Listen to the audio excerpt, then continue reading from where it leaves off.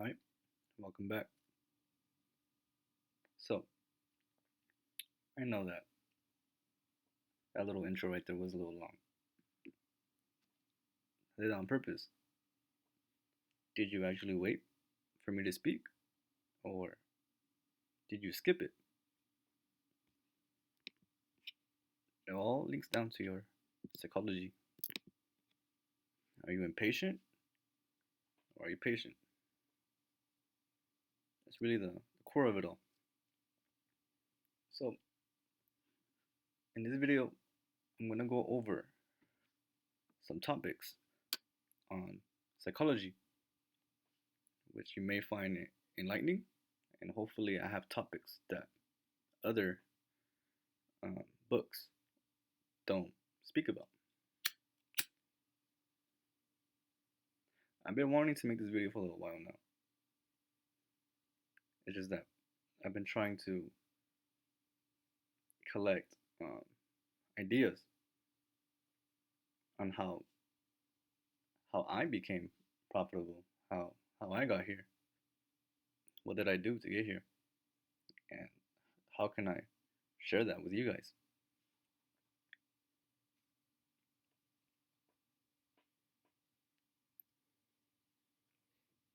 This actually might be one of my most important videos. Might be one of the most boring. And honestly, just by the way, I don't have any slides ready for this video. It's gonna be mostly just me talking. But I do want to show you real quick some websites. So let me go to this one. I want to show you why psychology is very important in trading. So this article comes from the NIH, National Library of Medicine, NIH. In its introduction, well, the title here, the relationship between financial worries and psychological distress among US adults. This little sentence right here caught my attention. Growing evidence reveals that financial strains and worries play significant roles in mental health.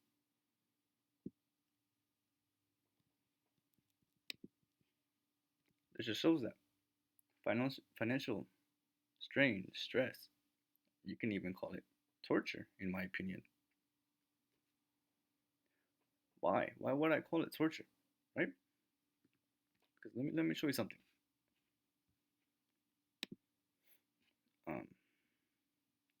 Don't think it was this one. Oh, it's right here. So right here, you know that financial stress is one of the leading factors of suicide, guys. Look, a 2023 meta-analysis found that those facing financial stress were 74% more likely to die by suicide, and unemployed individuals were 87% more likely. So yeah, psychology matters a lot.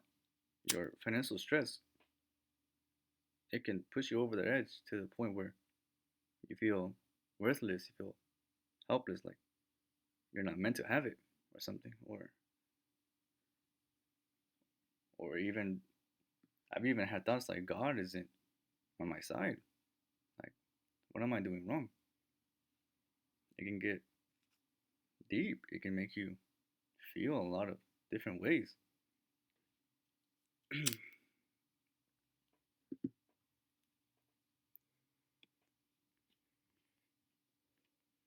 Check this out. I think it's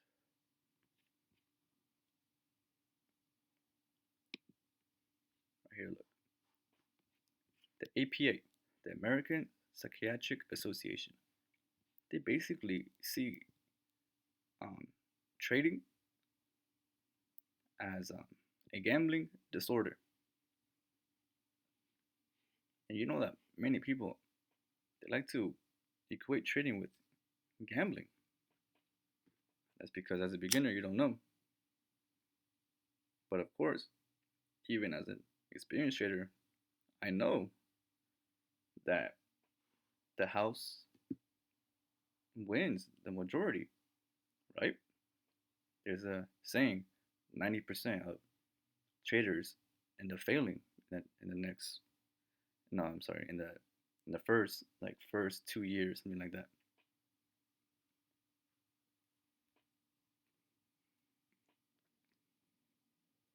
Even they know that this is so bad that down here,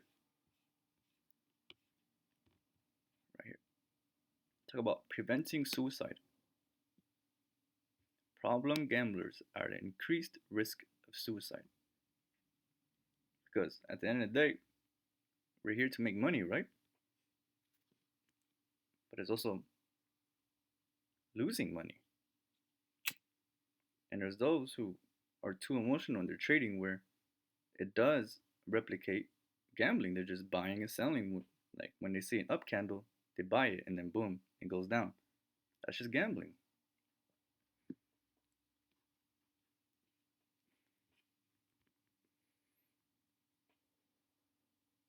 So let's go back to the main slide. I want to first start with some basic topics, psychology. So one, we'll do the learning curve. So for the learning curve, I like to show the Dunning-Kruger effect. I'm sure most of you have heard it, but I do want to get this into your heads, your mind, because when you start out as a beginner and you first make your first couple dollars, no, gets you into trading. That's what got me into trading. I made a few dollars when I first started too. This is where your confidence is high. You're at the peak of Mount Stupid. This is where, even though as a beginner, you believe you have everything figured out until you find out you don't. This is where you lose all your money and now you feel like shit. Now you feel like, how am I gonna get out of here? Until you get on the slope of enlightenment. Before you get on the slope of enlightenment, you must accept that you don't know shit. You don't know anything. You know what? I don't even know anything. At the end of the day, these strategies are just speculation, no? I do try to find calculated levels and to get rid of subjectivity. But at the end of the day, you must remember it's all probabilities. It really is. So you must accept that. Then you get on the slope of enlightenment. Now you know the market is full of probabilities. It might go your way, it might not. So now you're at the plateau of sustainability. So first you need to see. You see how this road right here is not as high as this level right here? This means you will never get overconfident again. Because even though you're on the plateau of sustainability, what does that mean, sustainability? That means you can win and lose and still sustain yourself. Now you know about the markets. Now you know the probabilities. And now you have an edge in your favor, right? What's our edge? Here at LuxPips, we have Goldbach. We have CME levels. That's our edge.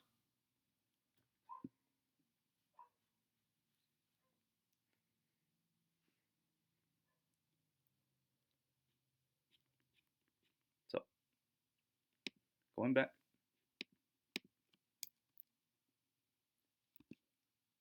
I want to go about the learning curve real quick. Almost skipped a few subtopics. So, you must master your asset and master model.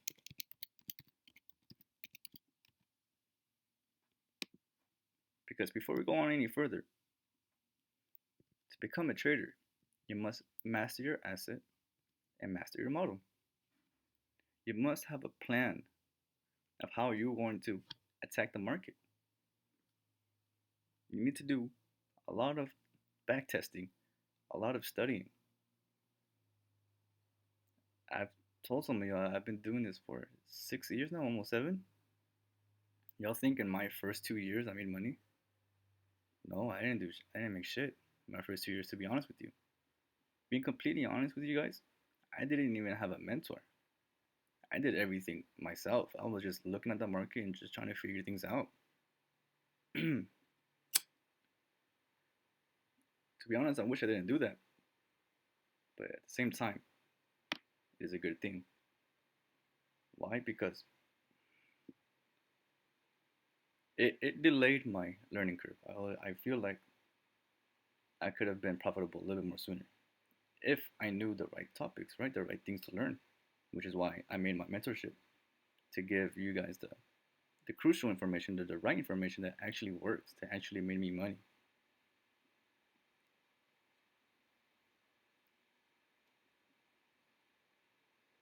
The good thing is, I did end up sticking it out, and I ended up learning new things. Like, there's this funny thing. I used to see this all the time.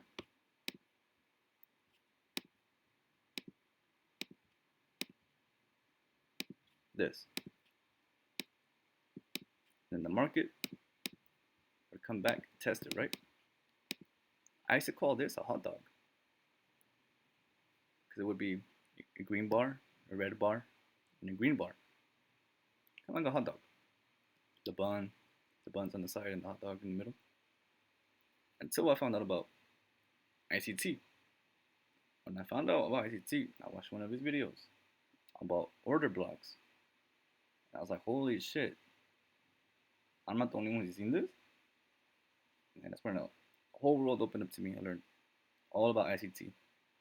I even ended up finding his super early mentorship videos that are archived. I had to like look for just to learn ICT. At the end, I ended up learning what I teach you guys: MMXM and Goldbach. That's literally all I do. That's what you guys see me do all day, every day.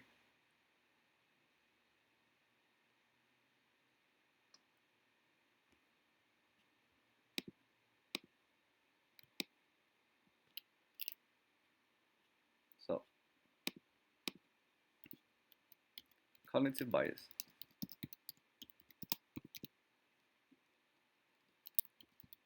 The subtopics are mirroring bias, overconfidence, and loss aversion.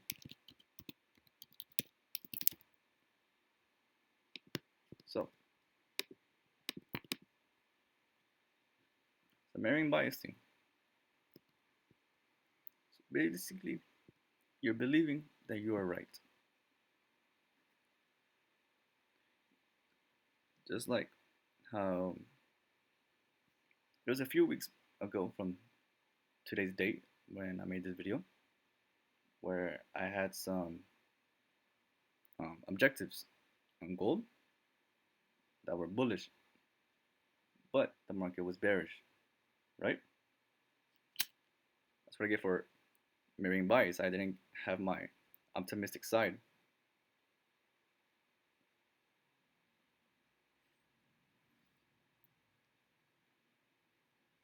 I didn't trade much those weeks because I was married to my bias. However, at my level, I do understand that buying gold is more probable and yields more than selling. However, it's still a good example of how I didn't even make much money that week because I was waiting for a buy to come in, but it didn't come in.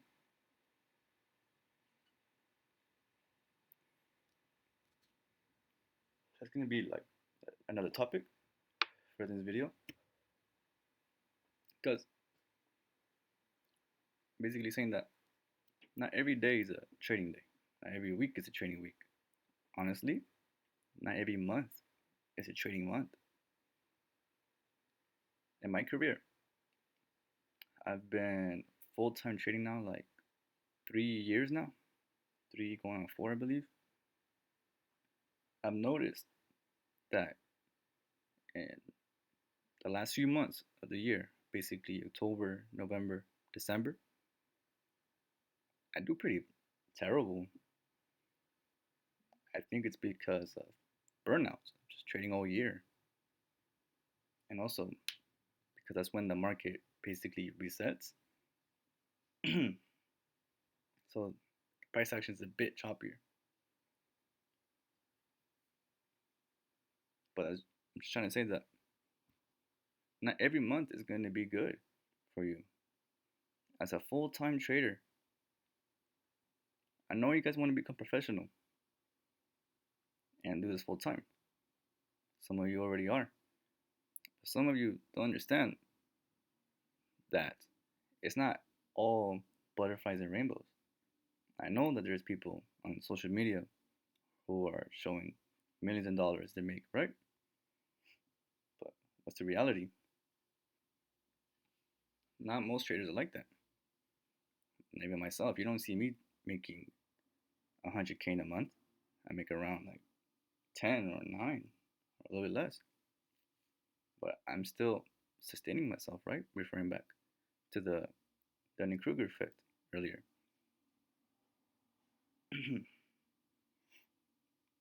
So, overconfidence. When you have a winning streak, you will have overconfidence. When you have 3 trades, 4 trades, win, you feel like you know everything. You feel like you have it all down. Until a losing streak comes in.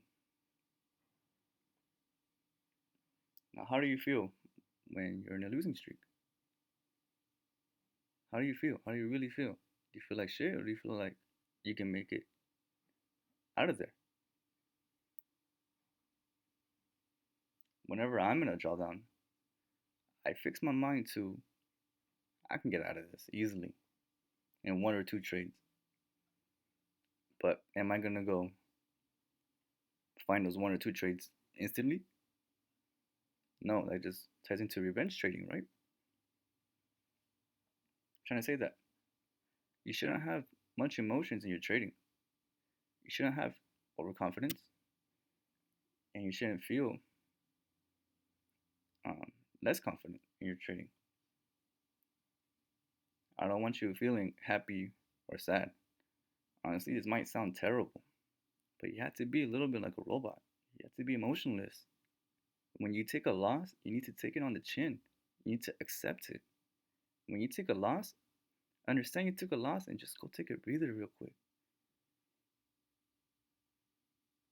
Don't take a loss and get emotional about it.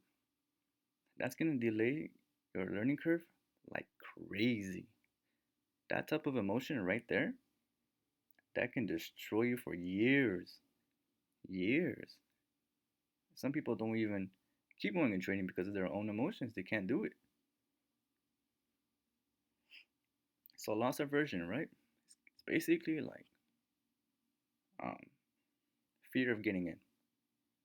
It's when the pain of losing feels more than your excitement of winning. This can also hurt you too. The way to combat this is you must understand that this is all probabilities. When you put in a trade, you might feel confident, you might feel good, but is it gonna go your way all the time? No, it's not. So I'm not here to sugarcoat things. I'm here to tell you the truth.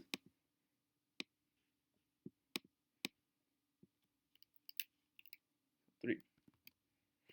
Risk tolerance, yeah? So personal risk appetite.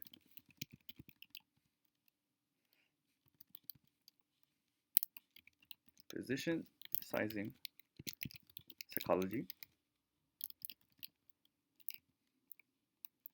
Accepting losses.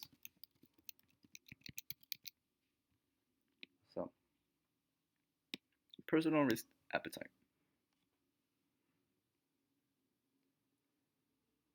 honestly,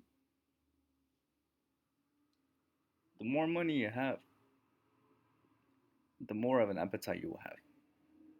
When you have $1,000 in the account, you feel like you're gonna be making 5K, right? Well, with experience, you can because you have a very good personal risk appetite. You can turn that 1K into 5K if you're good in your trading and you're confident. You're gonna put in some big loss on very good trades and you're gonna make your money. But can everybody put in big lots on their trades? Not really.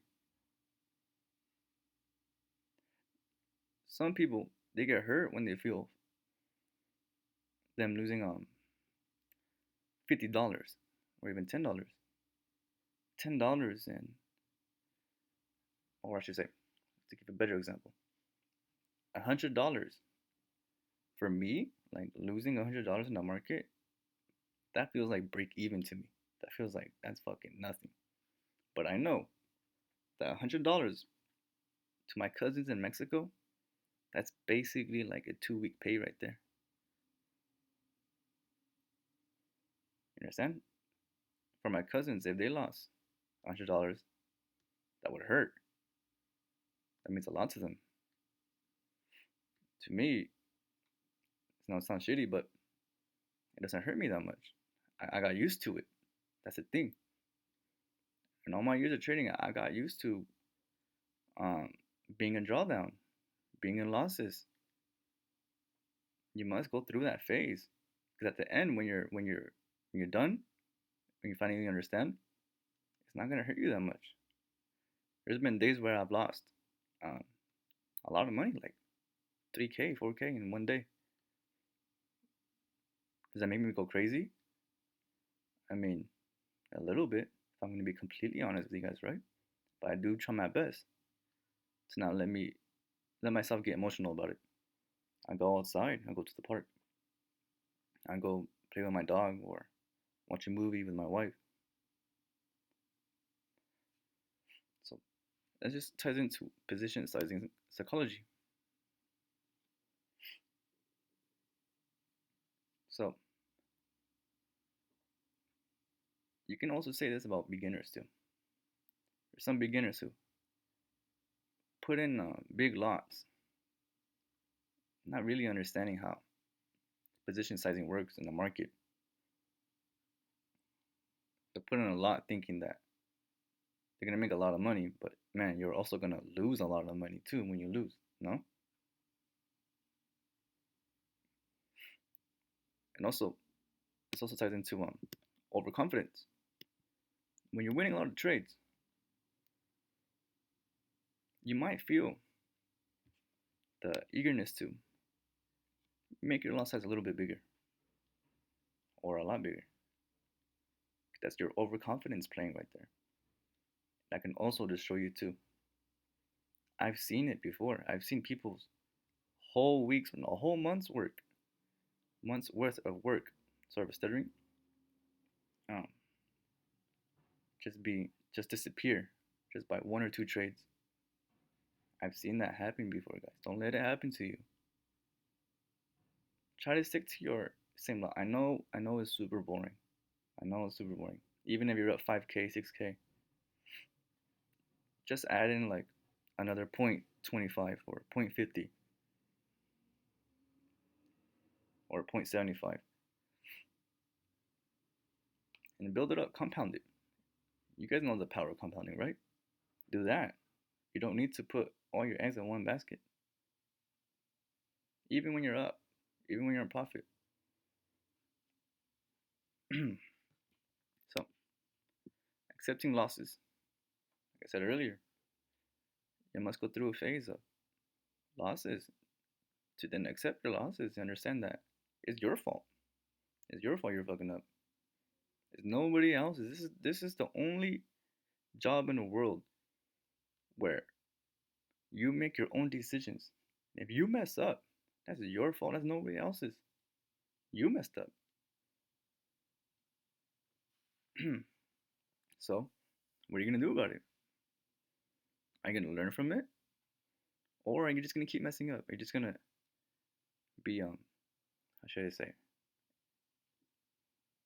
adamant on your beliefs? That's not a good way to go about it. You must understand that you're losing for a reason. You need to find out that reason and dissect it, get rid of it, or manage it.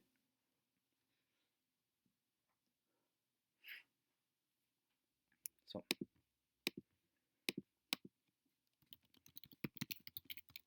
trading mindset, patience versus discipline, growth versus fixed mindset.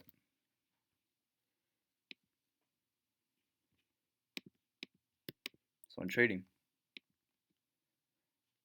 um, what the best thing to do is you must think of yourself as a sniper. You're not here to spray and pray into the market. Just buy wherever.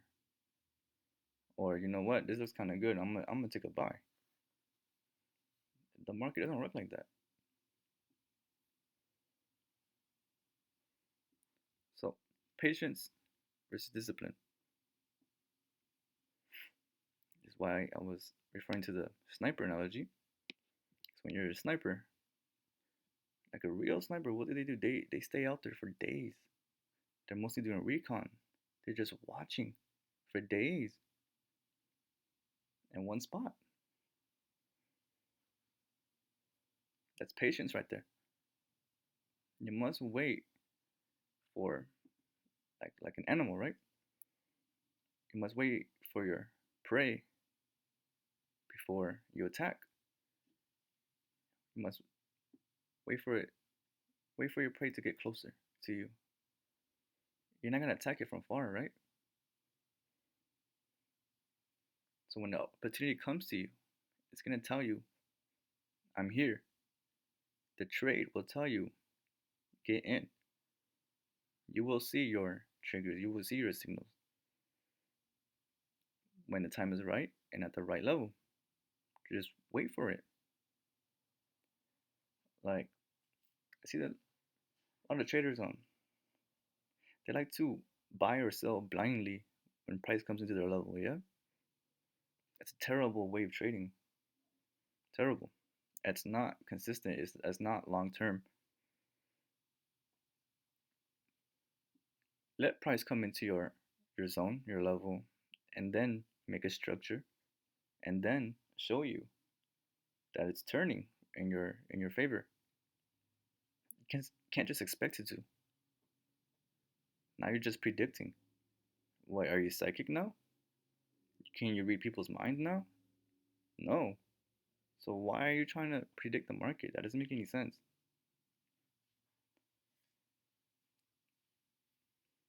And then discipline. Here, I don't know why I put that versus. My bad. Oh, it's and. Sorry. A little mistake right there. Patience and discipline. So now, talking about discipline. You must have rules to your model, right? Going back to the master your model thing. You must have rules. Are you going to be disciplined enough to listen to your rules? Are you going to listen to all of your rules? Are you going to break one rule or two rules? When you break those rules, does it normally go good for you? Think about it. Really, really think about it. When things are lining up in your favor and you get in, take that trade, it feels a lot better, no? That all your confirmation was there. You want to stick to that. Then growth versus fixed mindset. Basically, kind of like the Dunning-Kruger effect. Kind of. So a fixed mindset, I want to talk about that first. It's basically a person who thinks that they have it all down already. They don't need anybody else's opinion. In trading, I will say real quick, it's not, when you're at a certain level, it's not so good to listen to others' opinions. But I do want to say, you should have an open mind. Like recently, I've been diving into GAN concepts because ICT, he is never ever given time concepts. He basically just told you about the London Open and the New York Open and the lunches and stuff. But GAN was a real time trader. And I know what I know is it's price action. But do I know what GAN knows? No, I don't. I would like to know. So that's what a growth mindset is. I'm already doing good in my trading. I might not even need to add more, but would it hurt to know a little bit more? No, it wouldn't. Because then I would be able to filter out, should I add this into my trading or should I not?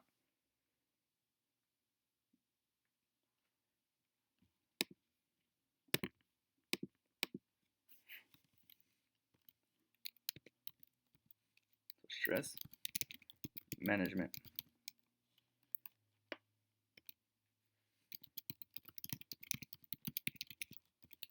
Recognize the stress symptoms and some techniques to reduce stress. Some real ones. So, this is very crucial. I want to first say, when you get into a trade, how do you feel? Are you sweaty?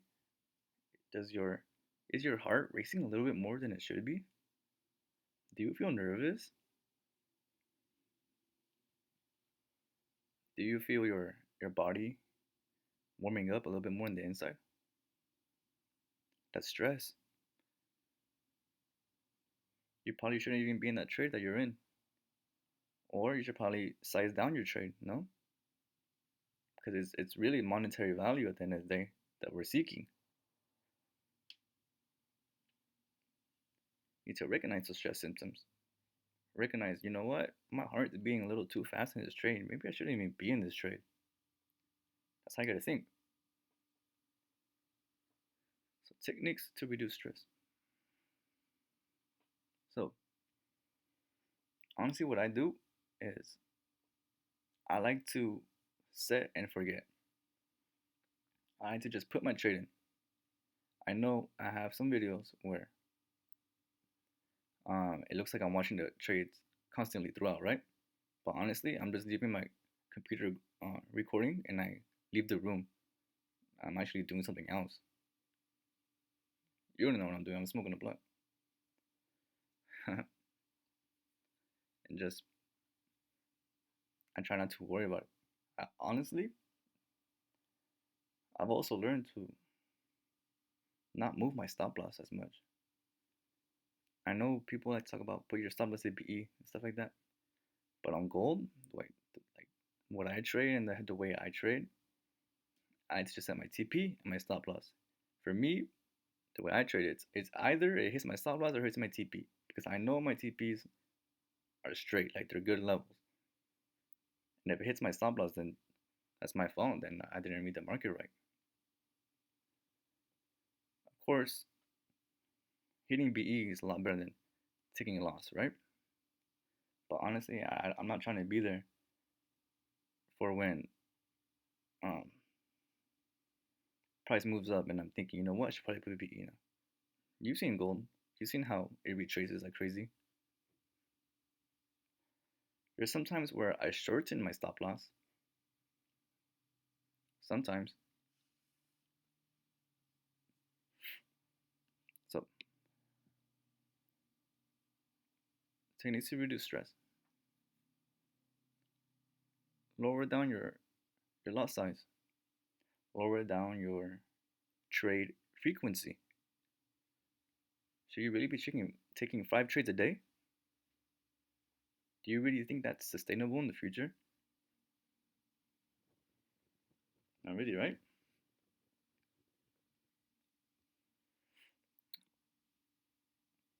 Also, never forget the power of just breathing. Take a deep breath sometimes when you're stressed out. Sometimes when you take a deep breath, you get to think a little bit more clearly.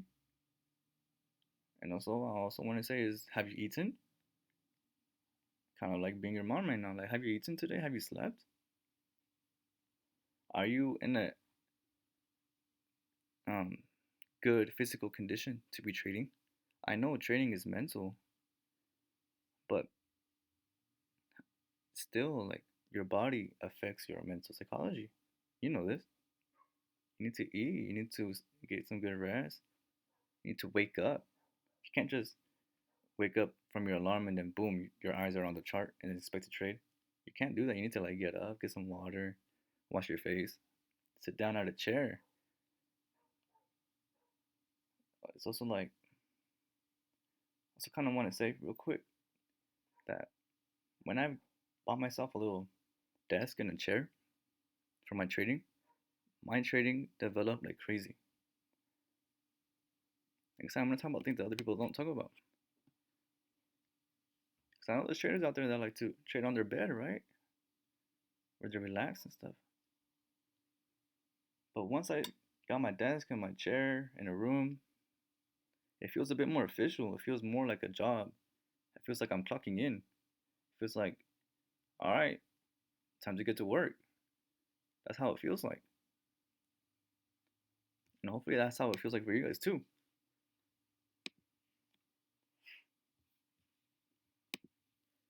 Confidence building here.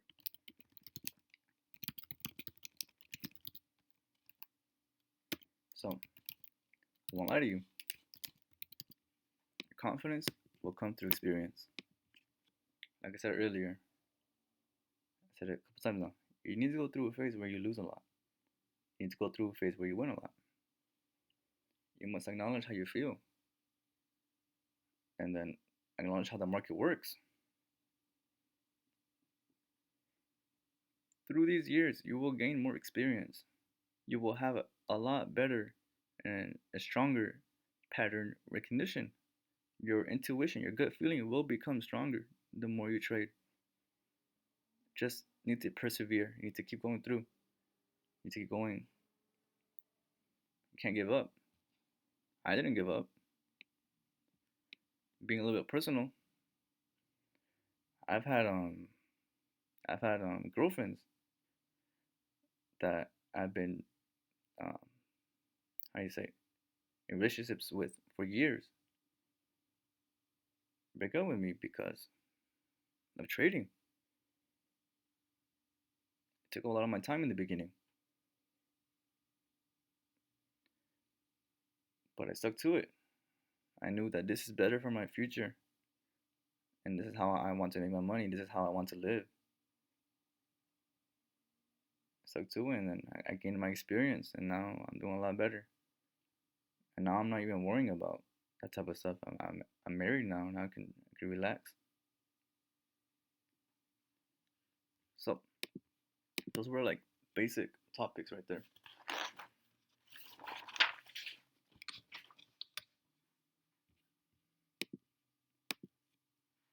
So a bit more uncommon topics.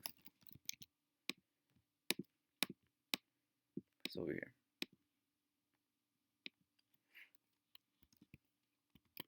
Oops. Identify the type of trader you are.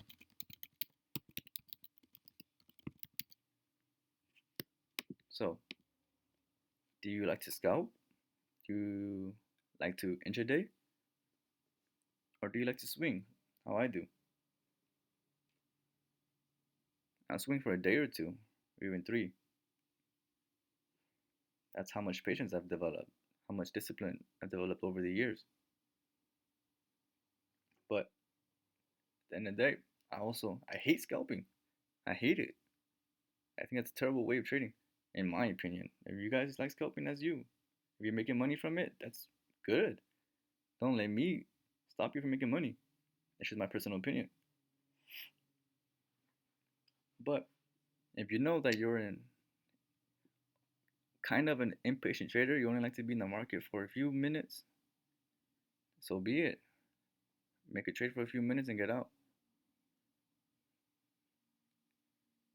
If you like to hold your trade in and for the day, you gain a little bit more patience, a little bit more discipline, a little bit more experience, which I would say, I believe that the more experience you gain, the more of a swing trader you'll become. It's from what I've seen and from other traders too. But identify the type of trader you are. You like scalp, intraday, or swing. And then find a strategy, find a model for the personality type that you have. Make it work.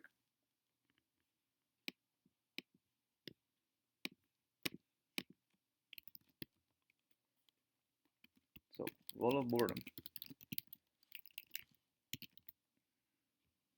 So, here's something that others don't speak about when you're a full time trader, the role of boredom. Yep. You're a full time trader now. You're at home. What are you going to do when you're at home? Are you just going to be on your computer all day? Just trading? All right. And when you're bored, it might affect your trading decisions. You might put in a trade just because it adds drama to your life.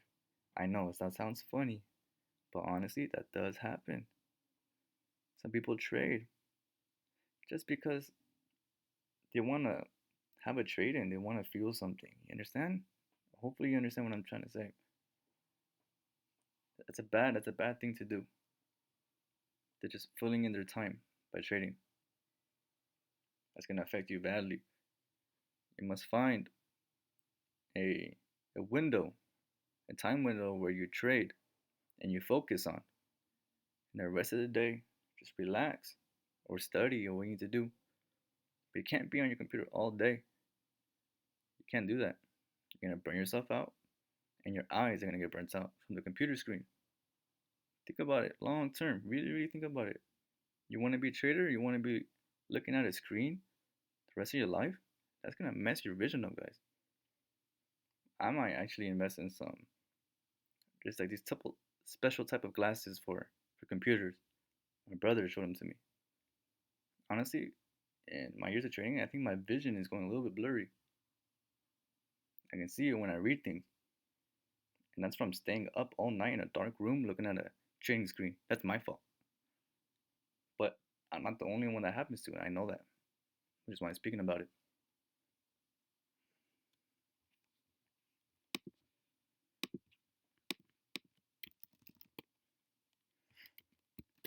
Psychology of time perception. So basically, like different time frames or time pressure. What I'm basically trying to say is when you're trading an hour one chart, you feel a bit more relaxed, no? Like, oh, in an hour, I'm gonna check the market. Okay, the market hasn't done shit. In the next hour, I'm gonna check the market. It's that kind of trading. It's 8 o'clock now, right? Did your market do what you needed to do? No, I'll wait for 9 o'clock. Then I'll wait for 10 o'clock. It gives you a better perception. Because what I'm trying to say is when you're down on the minute chart, 3 minute chart, 5 minute chart, you're gonna feel time pressure. You're gonna feel like your trade must be accomplished by a certain time. Just because you're on a lower time frame, right? But what happens when it consolidates? Right when you put the trade in. Now you're waiting for hours just for what, 50 pips? Time pressure, that's gonna make you go crazy. That's why I don't really suggest putting high TPs, large TPs when you're trading on a 5 minute chart, 3 minute chart. It doesn't make any sense. You don't have enough information to make that type of trade. When you're in a 5 minute chart, it's nice to just trade for like 20 pips, 30 pips, 40, 50 pips, and that's it, and get out. You're trying to get 300 pips off the 5 minute chart, you might be a little crazy. Unless you got years in the market, you know what you're doing, then yeah, you can do it. But for most people, no. 5 minute chart's gonna destroy you. I've seen somebody say trading the day chart is like trading. I mean, it's like driving a Volkswagen Beetle, like a Prius. Trading the 5 minute chart is like driving a Lambo. It's faster, it's quicker. Your reflexes must be faster. But are you gonna expect that Lambo to drive, I don't know, 300 miles straight? Nah, right? But with the Prius, oh man, you can drive fucking 1,000 miles in a day if you really want to. But hopefully that analogy makes sense.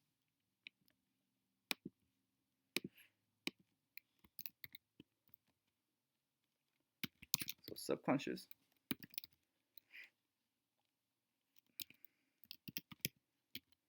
pattern recognition.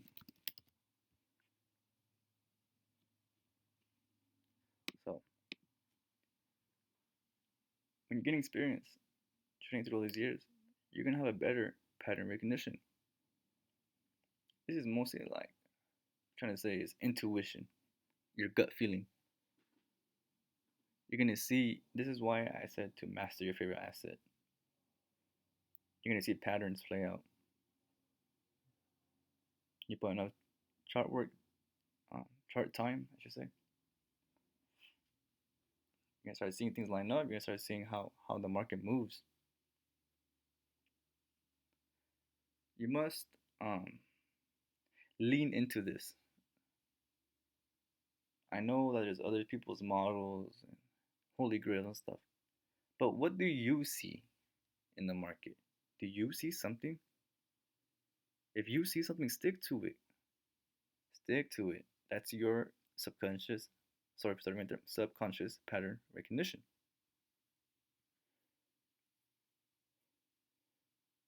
You gotta listen to it.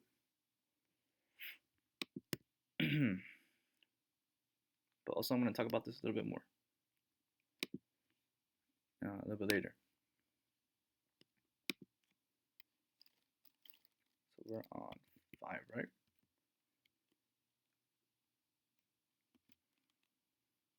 So trading is an escape. I know everybody has a personal life.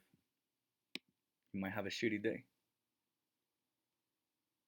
You might have a day where you just want to escape and you find trading as your route. You must remember, this is not a game. This is money right here. I already showed you in the beginning. Money can lead to suicide, financial stress. Do you really want to trade as an escape? Like it's a hobby? Like, oh, I'm gonna go drink a beer real quick to escape. You know what I mean? It's not like that. It's not. It's a lot worse. It's gonna hurt you. You can't be trading as an escape. You can't just trade whenever you want. You must be organized and fixed in your schedule for trading. I don't want to say exactly that treat trading as a business, but you do want to take it seriously. You don't want to play around with this. This can change your life for the better or for the worse. Just like how you trade can make you money or no money.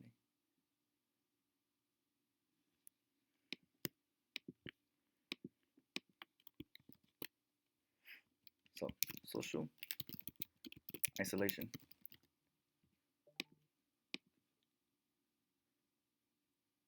When you become a full-time trader, you may be subject to social isolation. You might just stay in your house, in your room, all day and just scroll through social medias and trade and talk about trading, but you're never really having a human contact. You're not going outside of your house. You're not going to visit your family. You know what I mean, stuff like this. Social isolation is gonna ruin you. You guys all know about like the story of the crazy guy who lives alone in the woods. I'm sure you've heard that sentence before. You already know when people are by themselves, they go crazy. They start talking to themselves. They go delusional. They start having visions in their heads. Might even go schizophrenic. That's what happens. That's what happens when you're isolated for too long. You must have friends. You must have a social life. You must have some family to go see. Have them come by. Plan an arrangement or go out with your family. Something. Do something. Go see somebody. Try to talk to somebody. There's always somebody there for you. If not, go outside. Go to a bar. Go to the park. People are a lot friendlier than you think. So don't let trading isolate you from the world. It's gonna hurt you.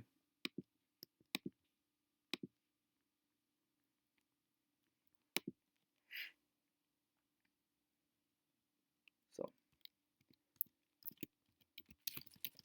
oops. Emotional contagion. So, I know I just got done saying you must have friends and be social, but it's also like a double-edged sword. That's how to say it. What I'm trying to say is if you're in multiple trading communities, getting multiple analysis, multiple opinions, that's not gonna help you. It's not. I gave a tweet the other day. It said something like, "When I was younger, I tried to go pro. I tried to study Messi, become like Messi, until one day I realized I couldn't be him. You know what I ended up doing? I ended up just studying myself. I literally used to record my soccer games and just watch myself and see what I did wrong, what I see what I did good. So I'm not Messi. I'm not gonna become Messi. No one else is. There's only one Messi in the world. Just because someone else trades that way doesn't mean that you have to. You can trade alike. You can have something similar. You can take a bite of the apple. But does that mean you have the same personality as the other person? Do you have the same risk appetite as another person? No, you don't. You have your own emotions, you have your own opinions, your own perspective in the market. You need to stick to that. When I cut off my other trading friends and, and groups, my trading skyrocketed like crazy. I don't even look at other people's goals analysis. I don't even do that. I only look at my own analysis. That's all I do. I don't bother looking at other people's analysis. I don't do that. And I haven't for years. For years. You need to stick to that. That's what, honestly, one of the biggest um, keys that open the door for me to profitability is focus on yourself.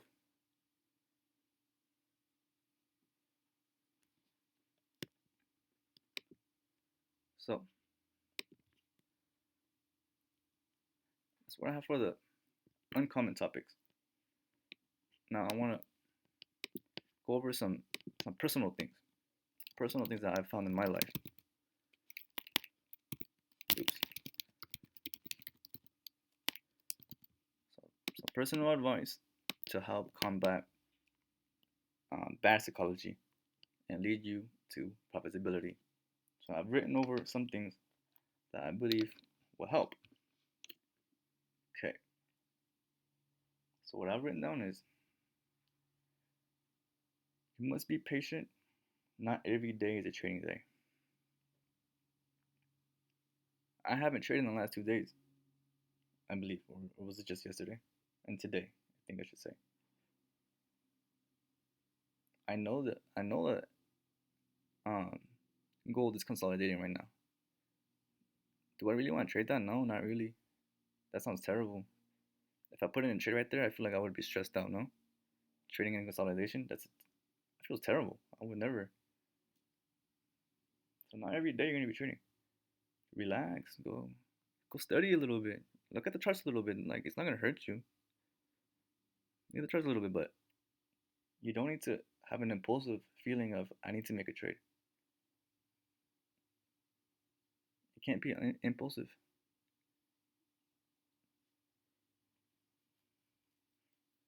So another thing I've written down is you must have goals. Honestly, this helped me out a lot. You must have goals. You need to have an objective. Like I'm gonna make $1,000 this week. Here's what I'm gonna say about this. When you hit your goal, just stop trading. Just like in the Lux Picks Mentorship Telegram channel. Whenever my analysis goes well, do you see me sending more analysis?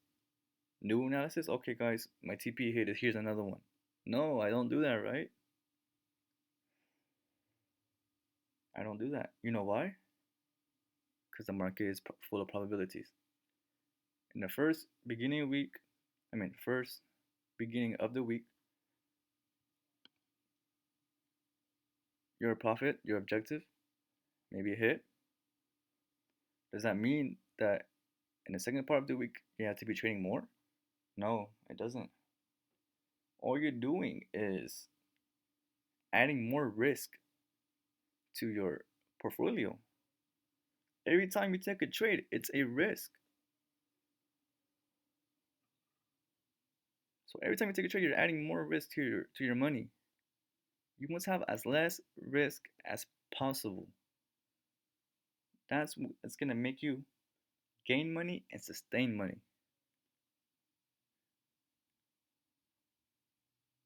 And I'm getting a little emotional, but I'm telling you, these are things that really, really helped me out in my life. So you must have rules for your model. So for your model, you need to wait for your confirmations. Wait for your confirmations. Let them become visible. And let them scream to you. Let them give you a signal. And of course, if it keeps going your way, are you gonna have FOMO, the fear of missing out? Are you gonna put it in trade just because, oh, I don't want to miss out on this? No, I promise you, I promise you, it's gonna retrace exactly back to where you wanted it to enter. I promise you, it's gonna happen 90% of the time. Of course, for one of the rules is how do you feel? Like I said earlier, do you feel good about your trade? Does your gut tell you, you know what, this is a good trade, or does it tell you, you know what, this is a bad trade? I don't know why you're in here. Your mind might tell you one thing, but your gut might tell you another.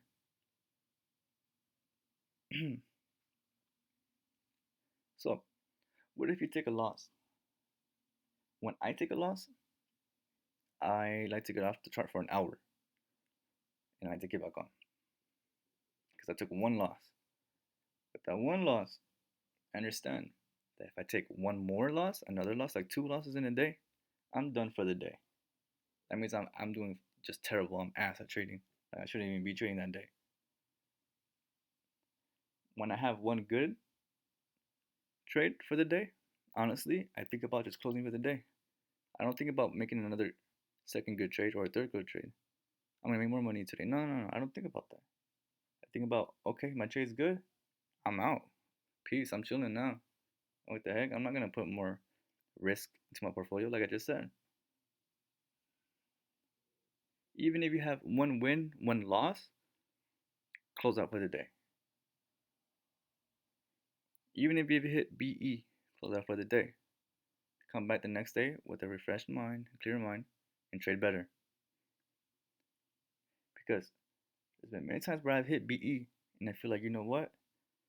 Now I hit BE, I should try to get profit back in the same day, right? Doesn't always go my way. Nope. There's gonna be times where you take 3 trades a day and then it just goes bad. It's like 1 to 2 trades a day. I promise it's gonna help you a lot. And honestly, when you get to a better level, you're gonna start taking less trades for the week. Honestly, I've been taking like 1, 2, 3 trades a week. Honestly, I don't even try to make that many trades in a day anymore. I don't even trade every day anymore. So another thing is, don't trade when you're stressed at home. I know you have a personal life. I know you're gonna have people in your life pissing you off. There's gonna be people in your life giving you drama. I know there is. So when you feel stressed out, when you have all that stuff in your head, you cannot be trading. You cannot. That's like I said earlier, trading as an escape. That's gonna ruin your health. That's gonna ruin your your money, your pocket.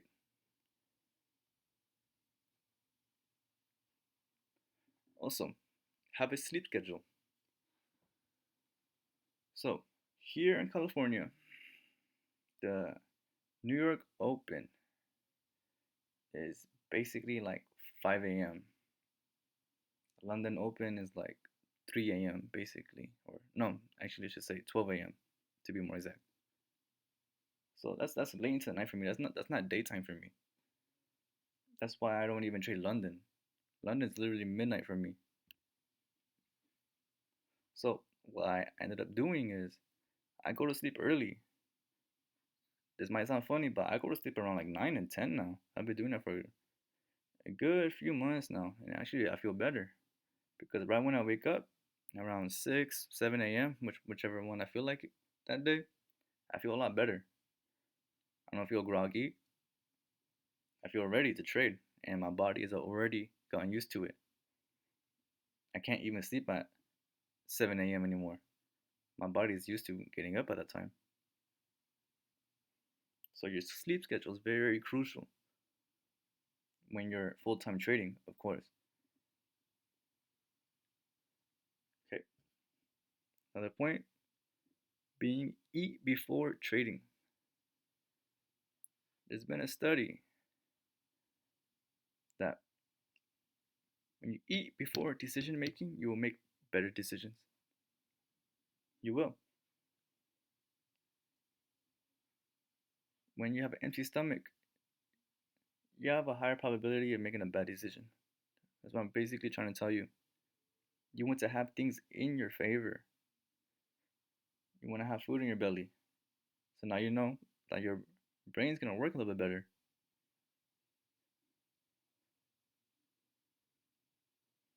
So, like personal, you need to wake up before trading. Like I said, you can't just wake up, boom, you got your phone in your face, light in your eyes.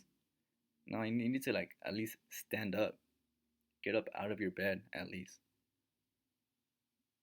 Wash your face real quick, get a glass of water real quick, and then look at the chart. I know. Right when you look at the phone, you see a trading opportunity. Still go wash your face. Still go do that. I promise you, you're still gonna find a good entry. Every time there's an expansion, there's a retracement. You cannot have FOMO.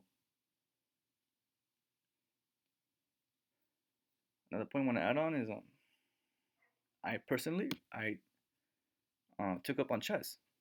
The last few months, I've been playing a lot of chess lately, and honestly, I feel like it's helped me out in my trading. Might just be a personal thing, but I feel like chess is great for traders. Chess, when you're playing chess, you are careful of every move you make, and you are watching what the moves your opponent can make. You understand what I'm trying to say? It's all probabilities. You can make this move and expect your opponent to make a move how you want it to, but does that mean they're gonna move how you want them to? No. And then boom, now you have a whole different plan that you need to be making up. So it's very strategic and it's very um, disciplined, and it helps you with your patience.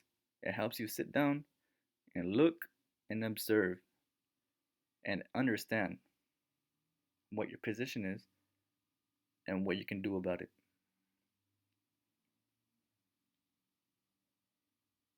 I want to end this off with saying go outside. You need to go outside. Every time my trade goes well, I go outside and I smoke a blunt in the sun. And I'm saying that sun part. I want to emphasize on that. You need to get some sun. You need to, I'm sure some of you have already heard about grounding already. Putting your feet into dirt on the grass, the earth makes an instant connection to you. Electricity comes into your body. The sun penetrates your skin cells and gives you vitamins. You can't listen to all that doctor stuff about the sun as being bad. Remember, at the end of the day, doctors, they come from financial institutions who were funded by the Rockefeller family. And the Rockefeller family did this just so they can combat um, holistic treatments. So they're trying to say science-based versus plants and stuff like that, like the sun and earth. That's what it's basically saying. But from what I've seen, the sun is very, very powerful. I've seen a documentary the other day where this ICU doctor, he's a real ICU doctor. Even in the documentary, he showed his credentials, everything. There was videos of him in his hospital. He had a patient where he was dying of a fungus in his lungs. He was 17 years old. He had a few days to live. The doctor, the ICU doctor, he tells him, "What do you want to do for your last few days?" You know what he says? He says, "I want to go outside." Look at this. You might not believe this, but I promise you, I can even send you a link to this documentary. It's real. This kid's fungus in his lungs, it regressed. He actually got better. They actually thought he was gonna die in 2 days. He ended up living a week more. He's still alive to this day. They thought he was gonna die, but just for being outside in the sun, that helped his body out so much. It's crazy. Alright then, yo. Hope you learned something today, and have a good one.